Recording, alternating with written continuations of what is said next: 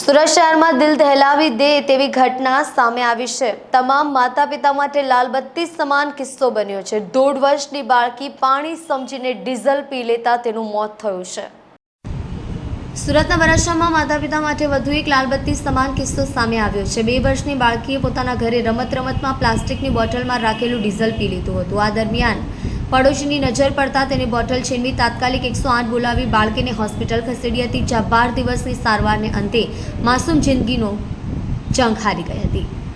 મળતી માહિતી પ્રમાણે મૂળ બિહાર અને વરાછા ભવાની સર્કલ પાસે વર્ણી સ્ટાર નામની નવનિર્મિત ડાયમંડ કંપનીમાં ખાલિક શેખ પરિવાર સાથે રહે છે। પરિવારમાં પત્ની, 2 દીકરા અને એક દીકરી છે। નવનિર્મિત બિલ્ડિંગમાં જ ખાલિક શેખ મજૂરી કામ કરી પરિવારનું ગુજરાન ચલાવતો હતો। ખાલિકની એક 2 વર્ષની દીકરી 12 સપ્ટેમ્બરે ઘરની બહાર રમી રહી હતી। દરમિયાન રમતા રમતા રૂમની બહાર લાકડા સળગાવવા માટે પ્લાસ્ટિકની પાણીની બોટલમાં મૂકેલું ડીઝલ તેણે પી લીધું હતું।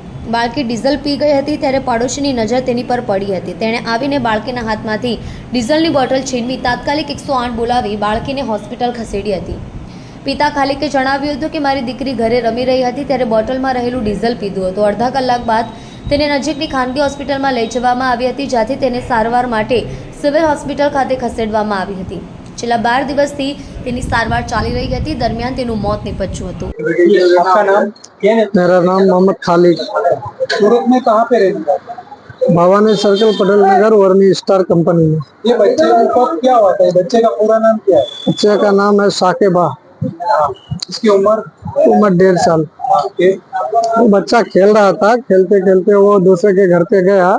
जाने के बाद बच्चा पानी का बोतल रखा हुआ था, उसमें डीजल भरा हुआ था। वो बच्चा पानी समझ करके वो डीजल पी लिया। उसके बाद आधा घंटा बाद उसको लेके आए मैं हॉस्पिटल। पहले तो प्राइवेट में गए, फिर उसके बाद वहाँ नहीं हुआ तो मैं सिविल में लाए। यहाँ लाने के बाद बच्चा 12 दिन रखा इधर। रखने के बाद बच्चा ने डेथ कर दिया। वो इसके बाद